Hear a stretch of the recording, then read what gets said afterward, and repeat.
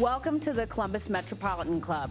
I'm Deb Hackathorn. I'm a proud member of the CMC Board of Trustees, and in my day job, I'm the head of government relations at Frost Brown Todd. It is truly wonderful to see all of you here today. Please be aware that something a little different for today's program is our traditional audience questions will be submitted in writing. You'll find a piece of paper in your forum flyer for those questions. So please, as you think of them, do mark them down. We have staff that will come around, or volunteers, frankly, that will come around and pick those up from you as we get to the question portion of the program. So have them ready, and those will be read aloud, and the person who asked the question will be named. So please be aware of that.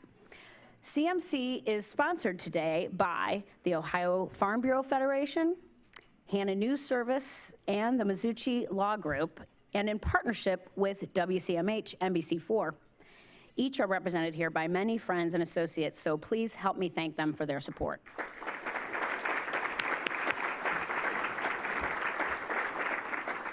All right, on to the good stuff. Today, we're pleased to present the candidates for Ohio's 15th Congressional District, and we look forward to what we know will be a lively and civil debate between the two. Without further ado, please welcome the incumbent Republican Congressman of the 15th Congressional District, Steve Stivers.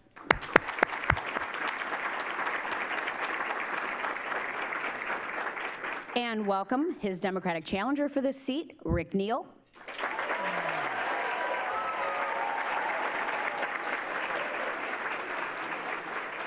And of course, please welcome our moderator today, co-anchor at NBC4, Colleen Marshall. Colleen, the floor is yours. Hello, everyone, and we welcome you to the debate between the two major party candidates for the congressional seat in Ohio's 15th district. And in keeping with the tradition of the Columbus Metropolitan Club, this debate will be in the style of a community conversation, with each candidate being asked the same question, alternating who goes first. Each is also going to give a 2-minute opening statement, and by coin flip agreement at the beginning, Congressman Stivers will be speaking first. Congressman? Well, thank you, Colleen, and I want to thank the Columbus Metropolitan Club for hosting today's debate. I also want to thank my wife, Karen, for being here today. A lot of you in the room already know me, and I'm not going to talk a lot about who I am. I'm going to talk about what I've done. You know, we live in a very divided country, and we need leaders who will bring us together. That's what I have done, and it's what I will do. In fact, the Lugar Institute ranked me the 37th most bipartisan member of Congress and the most bipartisan in Ohio. I've introduced 18 bills during this 2-year period and had Democratic co-sponsors on every single one of them. And I've passed 6 bills into law, 6 bills that make a difference in people's daily lives, that affect the opioid crisis, that help our veterans, that help our community, give more capital to small business, that help our community by like naming the National Veterans Memorial and Museum. And I've done things that weren't bills, like helping Vinton County get a grocery store again so they can be more food secure and get fresh food, and helping get a KC-135 flight simulator that's going to bring economic development to our region and help our Ohio National Guard. Additionally, I've worked with Congresswoman Joyce Beatty on civility because I think that's important. And the big picture, I've worked to change our tax and regulatory climate that have given us economic growth above 4%. In fact, this quarter, 4.6% according to the Atlanta Fed. Unemployment at 3.7%. In fact, there are more open positions in America today than people seeking jobs, and consumer confidence is at an all-time high. On top of that, income growth in our district, income was up 8.4% year over year, according to the American Community Survey. And I've got an agenda for the future of continuing to work on infrastructure, opioids, sustaining Medicare and Social Security, and addressing health care costs. So that's what I am, or what I've done. That's who I am, and I look forward to today's conversation, and I want to thank Rick for being here. Thank you, everybody. Thank you, Congressman. And we go now to the Democratic challenger, Rick Neal. Thank you very much. Thank you, Colleen. Thank you to the Columbus Metropolitan Club. Thank you, Congressman, for being here. Thanks for everyone for coming, and especially a big thanks to the staff here at the Boathouse for taking care of us so well today. I'm really proud to be here. I am the Democratic candidate for Congress here in Ohio's 15th district. The district starts right here at the Boathouse and goes all the way down to Wilmington and over to Athens. It's the best district in the state, and I couldn't be more proud than to be running to represent everyone here in the district. As I've traveled through all 12 of the counties that make up the district and have spoken to thousands of people, the big thing that I've learned over these last several months is just how much we've been left behind by our representative in Congress, by you, Congressman. Left behind on health care. Your vote in May of 2017 to repeal the Affordable Care Act with nothing reasonable to put in its place harms Ohioans, would have gutted Medicaid expansion, and would have put pre-existing conditions coverage back on the chopping block. The tax bill that you helped push through at the end of last year, a tax giveaway to the richest and most powerful people in our country that now you're signaling that you're going to pay for by coming after folks' Social Security and Medicare. And left behind just in terms of our politics. After the 2016 election, when people were pretty worried and uneasy about what was happening, people wanted your help here in the district. You went the other way. You went right into the Washington swamp. You joined the leadership of your party as the chairman of the House Republican fundraising effort to maintain your majority in Congress. And we needed you here. That's because that's who I am. I was a Peace Corps volunteer right out of college. I turned that into a career in public health and worked with refugees in Asia and Africa. Even after I met my husband, Tom, and settled here in Columbus to raise our 2 girls, I kept my ear to the ground. And 4 years ago, when the Ebola epidemic broke out, I went back to Africa to help. I'm very, very proud of that record of service. It's the same spirit of collaboration and practical, pragmatic work that I'll bring to Congress. Very proud to be here with you today, too. Thank you. All right, thank you.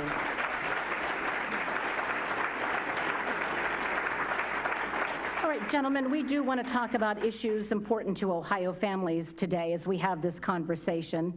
Senate Majority Leader Mitch McConnell said just this week that because of the burgeoning national debt, a yearly deficit, by the way, of about $780 billion, I believe, it's time for Congress to go after what he calls the entitlements, Social Security, Medicare, and Medicaid. This question goes first to you, Congressman Stivers. Would you support reductions in those programs, either to current benefit recipients or to future recipients of those 3 programs? Thank you, Colleen. And, I believe we need to sustain Medicare and Social Security. They both will go broke if we don't do anything. And I believe we've got to work together as Republicans and Democrats to figure out how to do that. I support raising the cap on the Medicare, the Social Security wage rate that caps out a little over $100,000 now.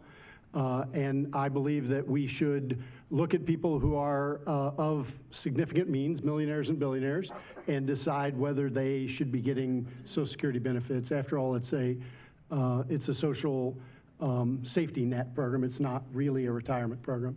I think we need to work with Republicans and Democrats to make changes, though, and we need to give and take. We need to do it the way Ronald Reagan and Tip O'Neill did. That's the only way forward. I do believe that we have to deal with our national debt by 3 things. We've got to figure out how to grow the economy. That's what the Tax Cut and Jobs Act is doing. It's growing at 4.6% this quarter. That's a big deal. In fact, the deficit numbers that came out were about half of what the government agencies had projected it to be. They had projected it to be about $200 billion more. It was $113 billion more as a result of economic growth, which is only just now getting started. But I do believe we need to deal with our debt, and I think we need to do it in a Simpson Bowles-like manner where we all come together and figure out how to give a little on both sides, including issues like national defense, where I think we need to figure out how to get some of our allies to pay more and figure out how to be more efficient. Thank you, Colleen. All right, and Mr. Neal, how do you feel about the proposal to do something about Social Security, Medicare, and Medicaid? Well, it would be hilarious if it weren't so tragic. That the reason that Mitch McConnell brought this up, of course, is for the fiscal crisis that he and Republicans in Congress, including the congressman here, created last year when they pushed through this tax bill that added $1.5 trillion to the national credit card, and now they want to come after Social Security and Medicare to pay for it. The richest and wealthiest people in this country benefited from that tax bill, and I should add that their donors were pretty clear about what would happen if they didn't get that passed. You know, what was the quote from the guy in Houston? He was going to turn off the spigot. Boy, that got them moving. And now they want to come after the earned benefits, not entitlements, the earned benefits that working families all over this district and this state and this country had paid into, and they're going to come after that. They're going to come after the benefits. They're going to say, oh, look, now we've got these deficits. We got to raise the retirement age. We got to cut benefits. What are we going to do? They created it. It's their problem. And now they want to fix it by going after the benefits of working families. It's unconscionable. This question will go first to you, Mr. Neal.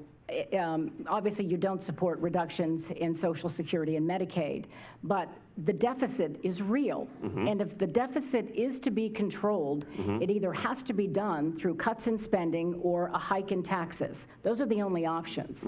So would you support cuts in military spending or rollbacks of some of the tax cuts that are credited for, as the congressman said, the thriving economy?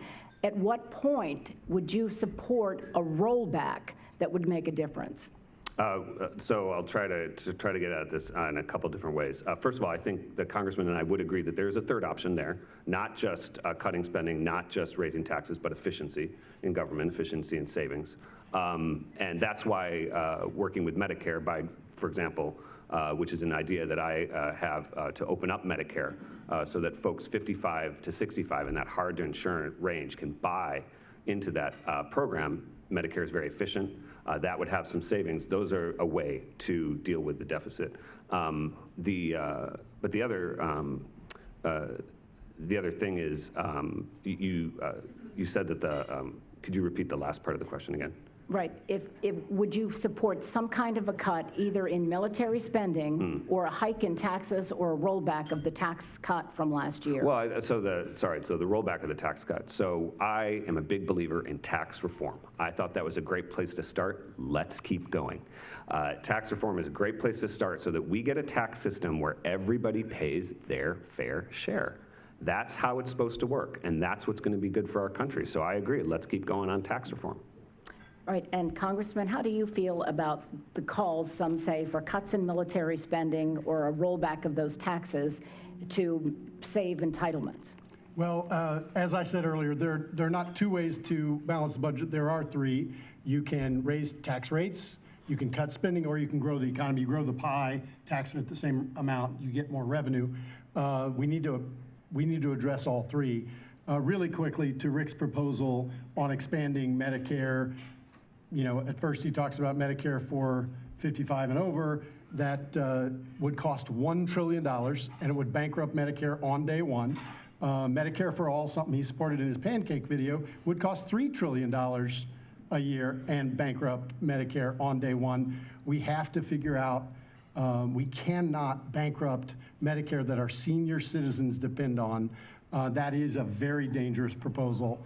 And I have said I'm for being willing to change our military system, ask our allies to pay more. I think that's a really important thing. When you look at NATO, our allies are not paying enough.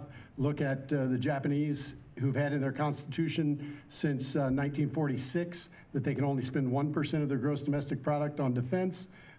They clearly aren't paying their fair share. We need our allies to pay more. We need to look at our basing strategy. We still have a basing strategy based on World War II. And I know a little bit about this, Colleen. I'm a brigadier general in the Ohio National Guard and graduate of the Ohio Army, or the U.S. Army War College. So I know we can get more bang for our buck out of our military spending, and we can get our allies to pay more. That has to be part of how we balance the budget. That said, you know, military spending about $600 billion a year. The deficit is more than that. Even if we zeroed out military, it's not enough all by itself. We have to do a holistic approach, and I think we do need to look at a Simpson-Bowles type of approach. All right, let's move on to the next question, and this goes first to you, Congressman Stivers. The Immigration and Customs Enforcement Agency, ICE, has stepped up enforcement here in Ohio, around the country, but here in Ohio dramatically. Deportations were up 36% last year. There are people who have been arrested in traffic court within your district. Some Democrats are calling for abolishing ICE altogether. How do you react to that, and what is the proper way to enforce our immigration laws? Well, thank you, Colleen. I would not abolish ICE. ICE protects us from illegal drugs coming across our border. It protects us against terrorists who want to come across our border. It's an important protection. That said, some of the enforcement, needs to be right-sized. When somebody walks out of traffic court and gets arrested, that's a problem. And we need to figure out how to reform our immigration system. That's why I voted for a bill earlier in the year that would have done several things, including it would have given a path to the Dreamers for a legal status. It would have paid for border security, because I think we do need border security, and it would have permanently prevented family separations at the border, a policy I came out immediately against, and the administration indeed changed it after I got dozens of my colleagues to sign a letter opposing family separation.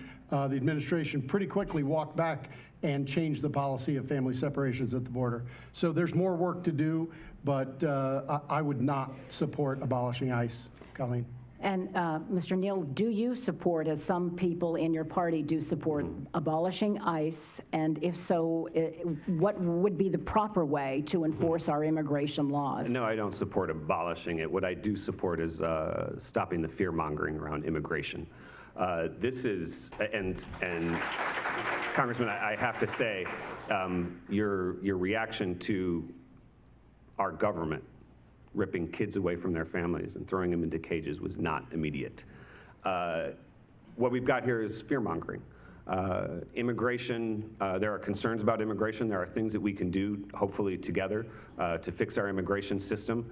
But for the most part, the immigration crisis in our country is manufactured by this president as he continues to stoke fear and prejudice for personal and political gain. That is what this immigration crisis is about.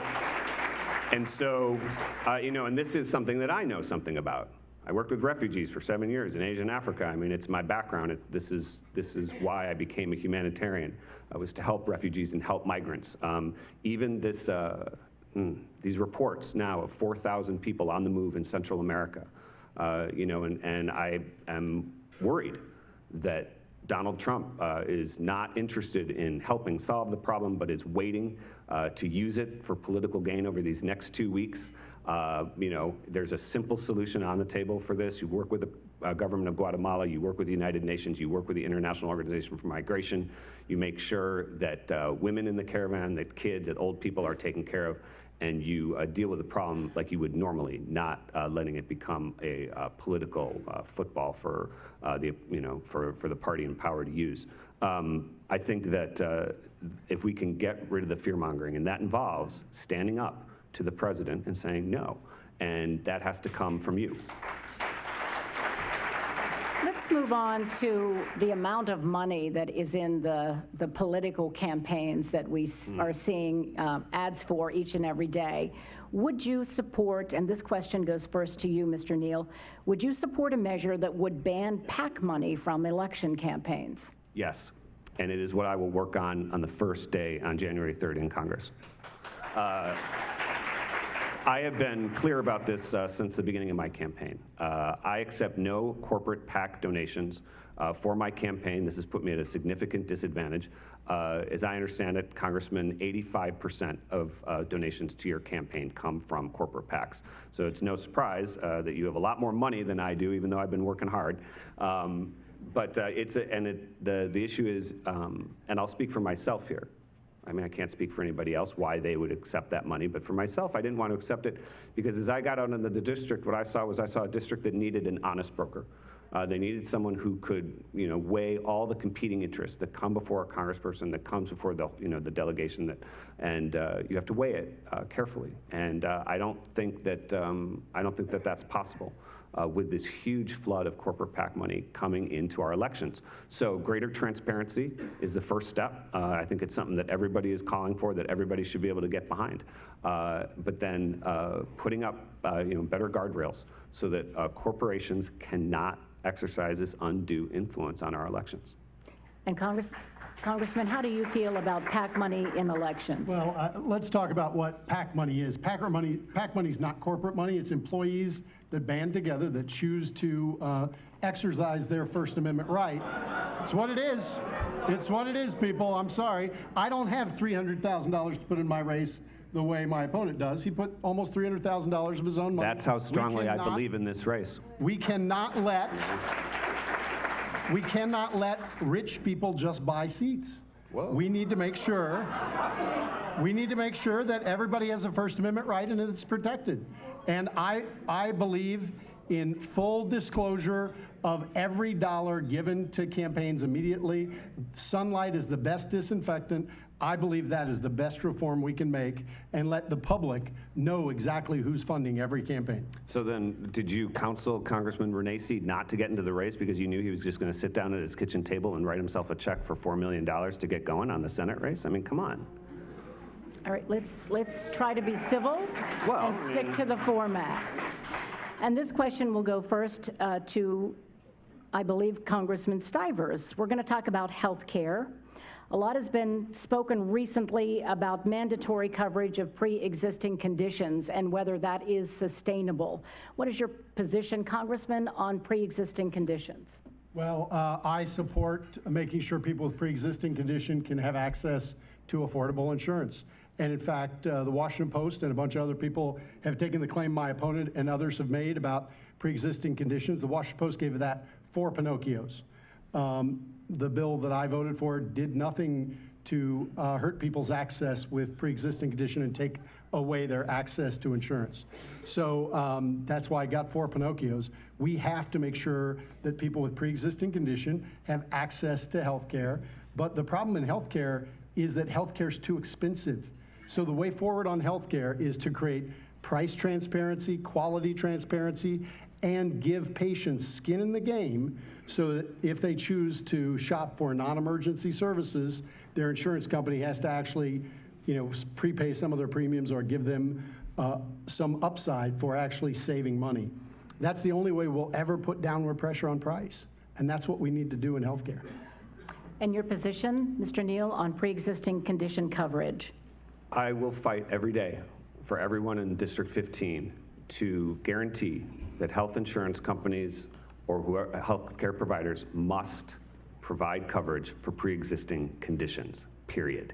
The bill that you voted for, and I don't know about Pinocchios or not, or whatever you want to call them, the bill that you voted for in May of 2017 to repeal the Affordable Care Act would have put at risk coverage for pre-existing conditions. And one of your party leaders has said that he is looking forward to revisiting repeal of the Affordable Care Act. Have you filed a brief with this federal court case down in Texas that is putting coverage of pre-existing conditions at risk? This is what they're coming after. Everybody here today enjoys guaranteed coverage for pre-existing conditions, every single one of us. And if the congressman and his party here had his way, you would not. That's not true. So you're committing here now to never go after pre-existing condition coverage again? I haven't gone after pre-existing condition coverage before. All right, I'm going to give, if we can hold the audience participation down just a bit, we can get on with the debate. And since you did challenge him, I'm going to give the congressman 30 seconds to respond, because pre-existing condition coverage is important to a lot of Ohioans. So let's get this on the table. How do you respond to Mr. Neal's claims? It's simply not true, and I believe we need to protect people with pre-existing conditions, and I will protect people with pre-existing conditions getting access to affordable insurance. All right, this question goes first to Mr. Neal. There are new reports that claim climate change is worse and moving more quickly than first believed. The president has said in the past that climate change is a hoax and scientists have a political agenda. Is climate change real? Climate change is real and largely caused by human activity, and so humans have to do something about it. This should, why is this even a question? It's a question, of course. It's a question, of course, because we have an administration that is simply interested in dividing people, in sowing confusion, instead of trying to work on hard issues and do something about it. And it's hard to think of a more difficult one than climate change. What's interesting, what's great about our district is that we have a lot of the solutions to this right here. There is tremendous entrepreneurial energy throughout the district, especially in the Appalachian counties.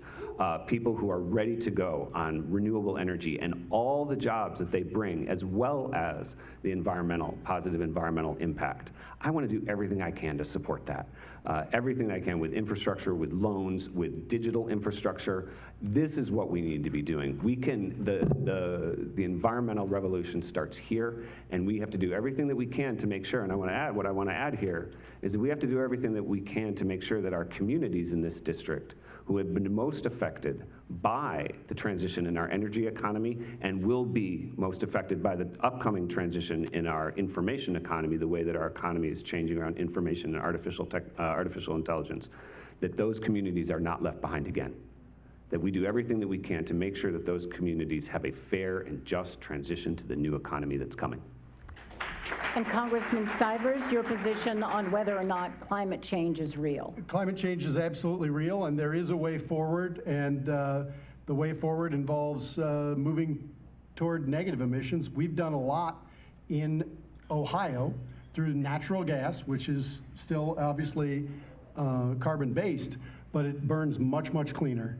As natural gas has gone up, and we have 150 years of supply of natural gas here, but there's more we need to do. We need to invest in things like battery technology and microgrids that can actually allow us to use the energy sources my opponent talks about, the renewable energy. Right now, if you don't need the energy when the sun is shining or the wind is blowing, it's wasted in the grid.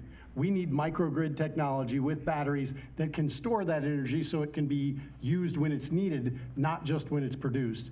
And that would allow some of our more clean energy to be used for base load. So there's a lot we have to do moving forward. And we've put research money into battery technology, into microgrids, and it's something I'll continue to work on. And this question goes first to you, Congressman. The federal gas tax is just 18 cents a gallon. It was last raised in 1993. We are in an infrastructure crisis with roads, bridges, a lack of mass transit.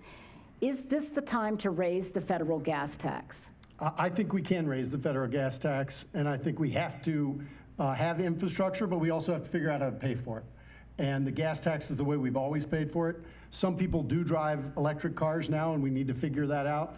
But I think that raising the gas tax is a legitimate way to pay for infrastructure, roads and bridges that we need. And when we talk about roads and bridges and infrastructure, one of the other pieces of infrastructure we should be talking about is rural broadband. This district that we're talking about today, the 15th district, has 12 counties, many of them rural. And rural broadband is not just a lifestyle issue, it's an economic development issue, because no company is going to move someplace that doesn't have electronic data interchange. It is an education issue because, frankly, 1 out of every 5 kids that gets issued a tablet or a laptop in their school takes it home. They don't have broadband internet, and it's just a paperweight. That is a problem, and they can't access all the open source educational material that's out there. I've started working groups on broadband in a bunch of my communities. We've had some success already. I'm working to actually make some other changes. We have a new broadband program that we just passed, but there's a lot more work to do, and it's really important as part of infrastructure, and we have to figure that out too. But a gas tax is a legitimate way to pay for infrastructure, and I would support it. All right, and Mr. Neal, would you support an increase in the federal gas tax to pay for the infrastructure problems we have in this country? I would, and the caution that I want to put there, though, is that I do not support an infrastructure program that would include privatization of our national infrastructure. I think that is the wrong direction to go in. Yes, the gas tax, but smart and community-centered infrastructure development. You know, I got to tell you, there are so many stories stories I hear. Small-town mayors, the mayor of Baltimore and Fairfield County, Baltimore has 3,000 residents. They have an 80-year-old water system that was only designed to function for 50 years. It's going to cost him $17 million. Where is he supposed to get $17 million from a town of 3,000 people? Murray City, one of the little cities of the Black Diamonds, down where Perry and Morgan and Athens come together, and Hocking, because it's actually in Hocking County, does not have a functioning sewage system. And the EPA has actually told new businesses that they can't open, and they're trying to figure out what to do with the residents. So, I mean, the need obviously is clear, but beyond physical infrastructure, about broadband, my point here is about digital infrastructure, and not just for what you mentioned, Congressman, but also for rural hospitals. These are the largest employers in a lot of the counties, and so we have to do everything that we can to make sure that they have the connectivity they need. The question that I have, though, I mean, what's interesting about this whole debate is here we have a congressman who has been part of the majority for more than 18 months, controlled Congress, controlled the White House, and why haven't we gotten these things done? Why aren't these things moving forward, especially on infrastructure? I mean, what are we going to have to wait for the water system in Baltimore, Ohio to fail before we do something? So you really have to wonder, full control of the government and things not getting done. So let's put some new folks in there and let's see what we can make happen. The next question goes first to you, Mr. Neal. What should Congress be doing to keep guns out of the hands of the mentally ill? Thank you. This is a crucial question, and as a public health professional, this is something I think about every day. And not just about guns, Colleen. We have far too many people, and I think we've all heard heartbreaking stories from people in this district and across the state who have died too soon from gun violence, domestic violence, from suicide. So many problems that come back to mental health and behavioral health. And this is a part of, of course, the discussion about what we're going to do with our healthcare system so that we make sure that behavioral health treatment and prevention is part of the discussion, so that we make sure that that also is covered the way it needs to be. For gun violence in particular, I'm a public health guy, and I want to come at this from a public health perspective. So we have a public health agency in the United States that prevents disease and prevents health problems, the Centers for Disease Control. Let's let them do their job and collect data, not just around incidents of gun violence, but also collect data about how programs are working, so that we can not only show which programs work in reducing gun violence, but show folks that their Second Amendment rights are not being violated in the process. So let's let the CDC do its job.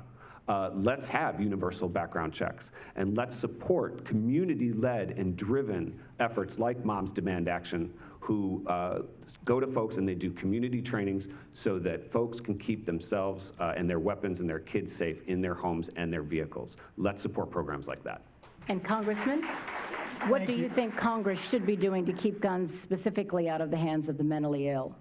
Thank you, and I'm glad my opponent supports getting rid of the Dickey Amendment that prevented CDC from studying gun violence, because I voted to get rid of it earlier this year, and now the CDC can study gun violence. So I think we can both agree that's an important step, but our background check system is broken and doesn't include a lot of information on health information as a result of the HIPAA law. We need to figure out how to get the right information there. We also need to give our law enforcement agencies threat assessment information so they can actually figure out who might do something before they do it. And we need to spend money on mental health treatment. And we've increased funding for mental health treatment in the last 2 years, and I think it's going to make a difference. But there's a lot more to do, and I'm going to keep working on it. I've held 2 summits on school violence, and I've heard from small superintendents from small districts and superintendents of big districts, law enforcement, and they've told us the things they need, and we're working to get it for them. We passed the Stop School Violence Act, and I've helped get money to Ohio schools as a result of that, a grant program. So there's a lot more we can do, but we've started the ball in the right direction. We want to remind the audience, if you have questions, the question from the audience period is coming up very soon. We're doing it a little differently today. Put them in writing. Someone will be by, and our board members will be asking you for those questions, and they'll be reading them to us. But before we do that, I want to get to my final question of the day, which goes first to Congressman Stivers. The president has said that the midterm elections are a referendum on his first 2 years in office. Do you believe voters will decide this election based on their feelings about Donald Trump? I don't think so. I think some people will. Obviously, the president motivates some people on the base of the Democrat Party, and he motivates some people on the base of the Republican Party. But most people are going to come out, and they're going to vote for the person they think shares their values and will work hard to get results for them.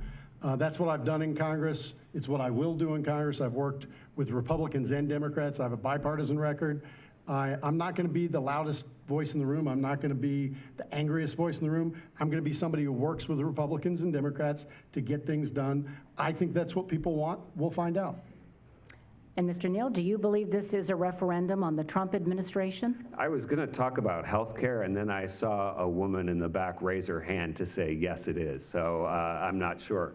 Obviously, I think the president is the elephant in the room, literally. I mean, we think about him all the time. And in the 15th district, there are a lot of people who are deeply worried about the tone, about the lies, about the corruption, about the attacks on our democratic institutions, about not standing up for us and our democracy and our country. At the same time, of course, people are also deeply worried about their health care, deeply worried about their retirement security. And so this is it is a vote for change. It is a vote for someone who is going to stand up and fight for people in this district every single day. To make sure that folks have affordable health care and make sure that their retirement is protected and make sure that you have someone in Congress who's going to stand up and speak out and push back when what is coming out of the White House does not reflect our values and what we need as a country. And, I'll say that the thing about bipartisanship and civility is interesting when, and we talk about this all the time, and the thing that I realize about civility, of course, is that the reason that we talk so much about civility here in Columbus, and we talk about the Columbus way, is because civility is required for us to be able to work together, especially in times of crisis. And yet, how can we do that? How can we build the trust required to be able to work together when, Congressman, you're not standing up to the biggest source of incivility, which is the president, but also that you yourself are a source of that incivility. You're the chair of the National Republican Congressional Committee, which is tasked with expanding the Republican majority in Congress, and you are doing that by paying for and deploying all of these divisive, nasty attack ads all over the country. So you yourself are a source of the incivility that is creating the problems in this country. Because that was a direct challenge to the congressman, we'll give you 30 seconds to respond. Well, that's simply not true, and I've actually put forward a bunch of rules for our folks. The things that they say in our ads have to be true and they have to be fair, and I think they are. And I will say I've stood up to the administration and the president many times. I stood up to him on Charlottesville. I stood up to him on family separation. I've stood up to him on tariffs. I've stood up to him when I feel like the things he says are not fair or right or don't reflect our values. And if you want somebody who's going to be part of the resistance, vote for my opponent. That's what he's running for. He wants to be part of the resistance. That's fine. But if you want somebody who's going to deliver results, vote for me. All right. We thank both of you, and we are going to be taking questions from the audience. We will be right back. All right.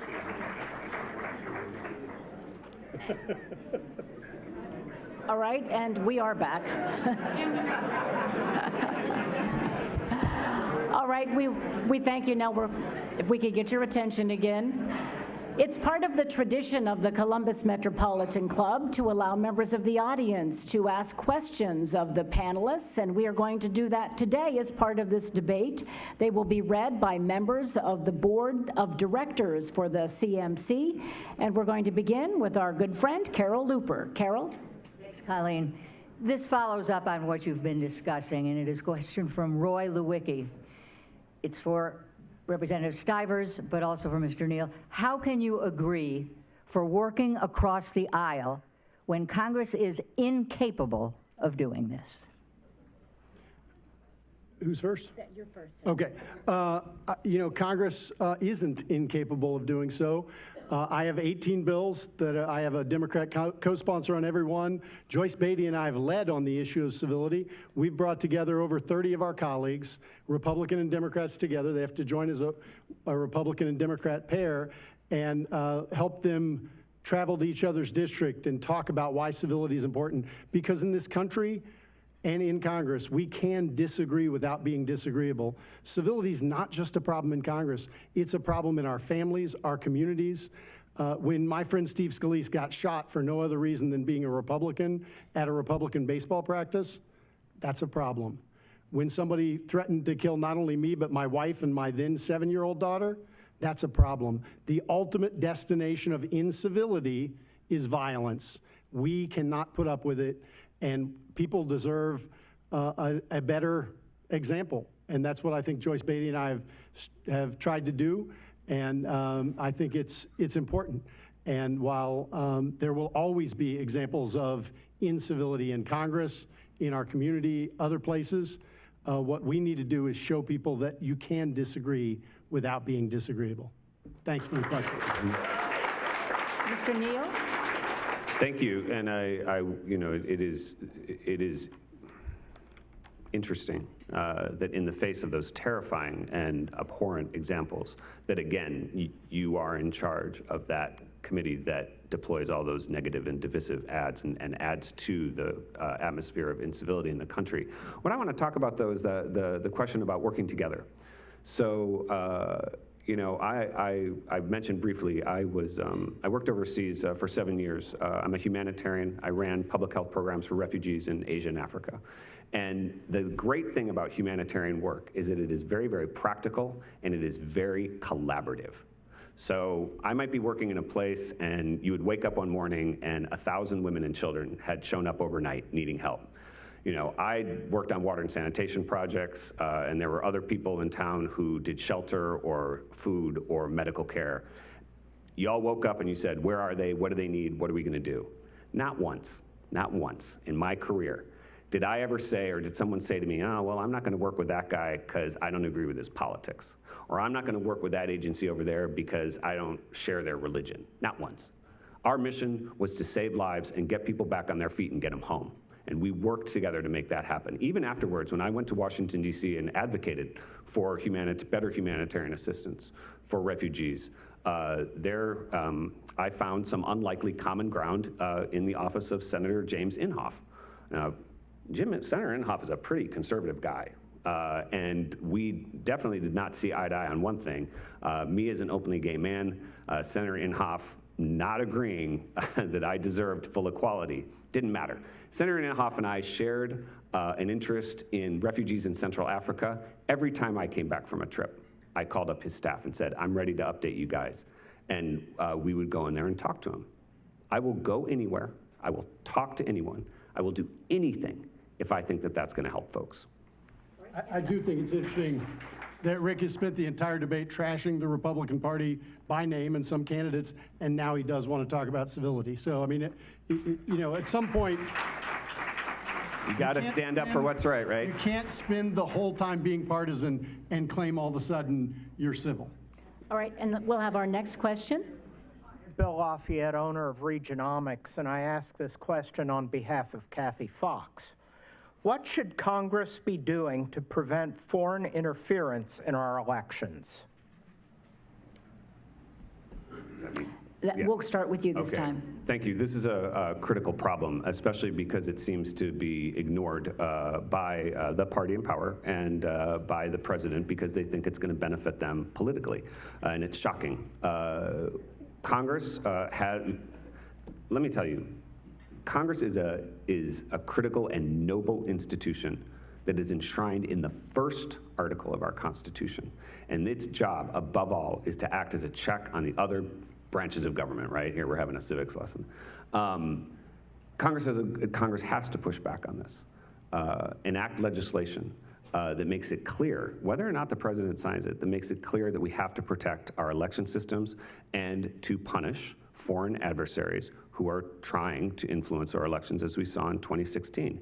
And yet, again, here they have full control of Congress, control of the White House, and we're just not seeing that commitment, again, because they think it's going to benefit them politically. What a shocking development. And Congressman Stivers? Thank you. So Congress did pass a sanctions bill on Russia as a result of their meddling in our election and over the objections of the administration, but it was the right thing to do. We need to stand up. I do believe our intelligence agencies are correct, and we did pass sanctions against Russia. It's law, Rick, just so you know. I do. The question is about, okay. Yeah, go ahead. This is my time. We passed a sanctions bill. I think that's a good start. There is more we need to do to continue to stand up when somebody would influence our election. And the popular myth is that the Russians wanted to influence the outcome of the election. What the Russians wanted to do was divide us as a country. And you know what? In that, they succeeded. We are more divided. The social fabric of our society has been ripped apart, and Republicans don't talk to Democrats. Democrats don't talk to Republicans, and people want to use everything for political advantage. It's really sad, and it's unfortunate, and that's why I voted for the sanctions bill, and I'll come back and do more if that one's not tough enough. If I may, We'll give you 30 seconds it'll to be really respond. brief. So the thing about sanctions is that it's the enforcement that matters, and I'm not convinced that Congress is providing sufficient oversight on that. And then the thing about being at each other's throats and being divided, I mean, this is the narrative that Russia wants us to believe, and yet I got to tell you, from what I've seen out in this district, so just on Monday night, we were down in MacArthur in Vinton County, and the group that normally puts on the candidate forum didn't do it. They didn't get it organized. So the Republican County Central Committee and the Democratic County Central Committee got together and organized. It was a super forum. It was a terrific forum. It was great. And so that is happening out in our districts, in our small towns, everywhere. People are coming together to try to make things better. So Russia's not winning, and I'm really proud of that. We have one final question. We have time for one more, and this will go first to Congressman Stivers. Tim Sword, President of Greater Columbus Sister Cities International. Actually, I have two questions. Mr. Stivers, this is from Mary Jo Green. Mr. Stivers, what is the most important issue you voted on where you did not vote the Republican Party position? Thank you. I would say the most important issue where I didn't vote the Republican Party position is Russian sanctions that I just talked about. It was important. It was the right thing to do. Sometimes you have to stand up for what's right, even, for example, the administration opposed it, but it was the right thing to do. Thank you. William Edwards, Rick Neal stated that you supported tax reform where everyone pays their fair share. In a perfect world, what is the fair share and what would the tax reform look like to you? Thank you. It's a tough and difficult question, and I think back to, I'm going to get the year wrong, but right around the recession here in Columbus, Mayor Coleman and Hugh Dorian, and I believe the partnership, went to the people and said, this is a tough time, but we've got to raise revenue for what we want to do as a city. And it passed. I mean, it was extraordinary, but everybody understood that you go to the people and you make the case that there are things that we want to do together as a community, and we have to raise revenue to do that. And that's our job, and just trying to run away. I mean, I was happy to hear about the gas tax, but trying to run away and dodge this question about taxes. We created government in this country to get things done for us as a group, things that we can't do individually or even states can't do by themselves, and that costs money. And so you make the case. I don't know what the perfect tax plan is going to be. We need to figure it out. We need to stop dodging the question.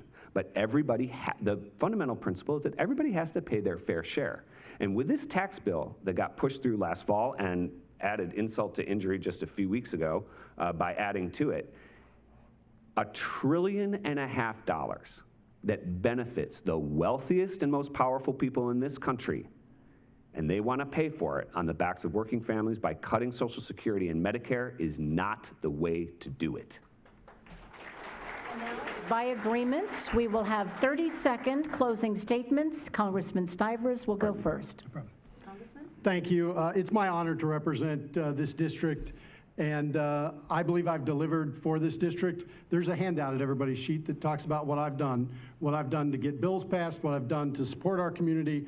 If I'm elected, what I've done to support civility.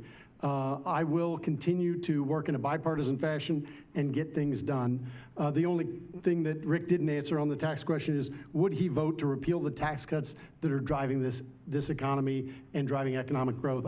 I know we'd all love to hear the answer to that, but I will continue to deliver for the people of this district if I'm reelected. I appreciate the chance to be with you. God bless you and have a great day. And Mr. Neal? Thank you very much. Thank you, everyone, for the opportunity to be here. I'm just incredibly proud. What I'm asking for is your vote, a vote to help fix our healthcare system, a vote to protect Social Security, and a vote to get our politics back on track, to restore some decency to our government and hard work. I will fight every day for everyone in this district. I could not be more proud than to do that and to ask for your vote. Thank you all very, very much. And we thank please join me in thanking both of these men for taking their time out to answer our questions. Thank you very much. Thank you, Colleen. Appreciate it. Carol. Thank you again to our candidates and to Colleen. I hope you found today's forum as interesting and educational and informative as I did. We encourage you to continue the conversation with coffee and cookies. Again, let's thank our sponsors today. A special thanks to the League of Women Voters,